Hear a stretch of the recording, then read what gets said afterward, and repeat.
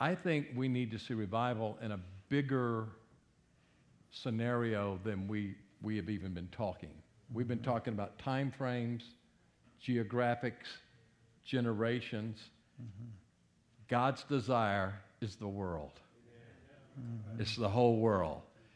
One of the things that happens in revival, and I know that often we don't discuss, is when the 1989 work of God at Ridgecrest that nobody knew about hidden over there, there was something else happening in the world, if you remember, in 1989, and that was the Iron Curtain was coming down, and one of the greatest revivals in recent history was taking place in the nation of Romania. And so the Spirit of God was touching there and there. The Jesus movement, I know personally, and maybe I'll talk about it a little tomorrow, but the Jesus movement was heard about in communist East Germany, and when there was a Communist Youth World Festival of 100,000 atheist communist youth, a pastor sent some young people to find Jesus people at the Communist Youth World Festival, an atheist meeting, praying that God would send the Jesus movement to East Germany.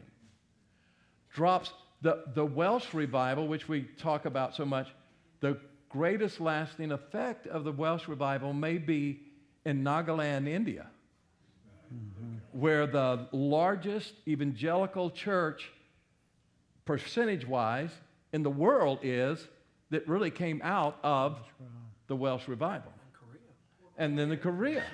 So you've got this bigger picture that takes place. And when God starts working, so when we pray, and the old Puritans, prayed, and when the throne room of God was filled with the incense of God's people praying, then he opened the windows of heaven. So I think that's why prayer is so important. It's God's got something bigger in store than the Jesus movement in America. The world is a very small place in the eyes of God, isn't it? That's right. He sees the whole thing. And so we need to think, I think, in bigger terms.